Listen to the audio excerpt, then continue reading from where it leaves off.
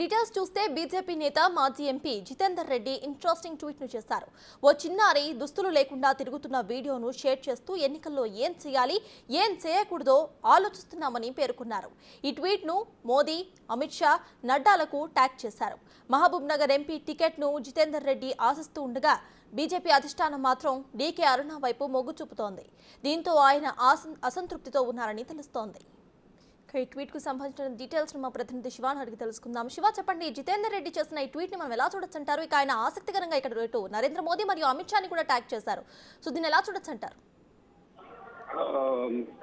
ఎన్నికలకు ముందు, లోక్సభ ఎన్నికలకు ముందు మరోవైపు మార్చి 4, 5వ తేదీలో ప్రధాని నరేంద్ర మోడీ ఢిల్లీ పర్యటన కూడా రాబోతున్నారు. కానీ ఈ సందర్భంలో జితేందర్ రెడ్డి ఒక ఆసక్తికరమైన ట్వీట్ చేశారని చెప్పుకోవచ్చు. ఎందుకంటే మరో ఇటు మహబూబ్ నగర్ నుంచి డీకే అరుణ, జితేందర్ రెడ్డి ఇద్దరు కూడా ఎంపీ టికెట్ రేస్ లో ఉన్నారు. కానీ గతంలో కూడా గత వారం శనివారం ఢిల్లీలో తెలంగాణ కోర్ గ్రూప్ సమావేశం జరిగిన సందర్భంలో కూడా జితేందర్ రెడ్డి ఇక్కడ అధిష్టానం నేతలందరినీ కూడా కలిశారు, వారందరితో కూడా చర్చించారు. కానీ ఫైనల్ గా ఇక్కడ ఎటువంటి హామీ లభించినట్లుగా కూడా సమాచారం లేదు. దానిలో భాగంగానే కొంచెం అసంతృప్తి వ్యక్తం చేస్తూనే ఒక ట్వీట్ ను ఇటు నరేంద్ర మోడీ, అమిత్ షా, జేపీ నడ్డా, సునీల్ బన్సల్, అలాగే శివప్రకాష్ వీరందరూ కూడా బీజేపీలో కీలక నేతలు. ప్రధాని నరేంద్ర మోడీ, అమిత్ షా తర్వాత, జేపీ నడ్డా తర్వాత సునీల్ బన్సల్, మరోవైపు శివప్రకాష్ వీరందరూ కూడా బీజేపీలో కీలకంగా ఉన్నారు. తనకు టికెట్ రాకుండా డీకే అరుణ అడ్డుకున్నారనేది ఒకవైపు తన సన్నిహితుల దగ్గర వ్యాఖ్యానిస్తూ, మరోవైపు ఇప్పుడు ఈ టైంలో ఎన్నికల ముందు ఏం చేయాలి అనే దాని గురించి ఒక చిన్నపిల్లవాడి ఫోటో పెట్టి ట్వీట్ లో తిరుగుతున్నట్టుగా కూడా పెట్టారు. ఏం చేయాలి, ఏం చేయకూడదు అంటే ఎన్నికల ముందు ఒక సందేశం పంపించే విధంగా కూడా, అంటే పార్టీలో ఉండాలా లేదా అనే దానిపై కూడా ఇండైరెక్ట్ గా సంకేతాలు ఇచ్చినట్లు రాజకీయ వర్గాలు అయితే కీలక చర్చ అయితే కొనసాగుతుంది. దానికి సంబంధించే లోక్సభ ఎన్నికల ముందు మరోవైపు ప్రధాని నరేంద్ర మోడీ పర్యటనకు ముందు ఈ ట్వీట్ చేయడం కూడా కొంచెం రాజకీయ వర్గాలు అయితే తీవ్ర చర్చనీయాంశం అయితే అవుతోంది. కానీ దీనిపై ఇప్పటి వరకు కూడా ఎవరు కూడా అధికారికంగా బీజేపీ సంబంధించిన నేతలు ఎవరు కూడా స్పందించిన దాఖలాలు అయితే కనిపించడం లేదు.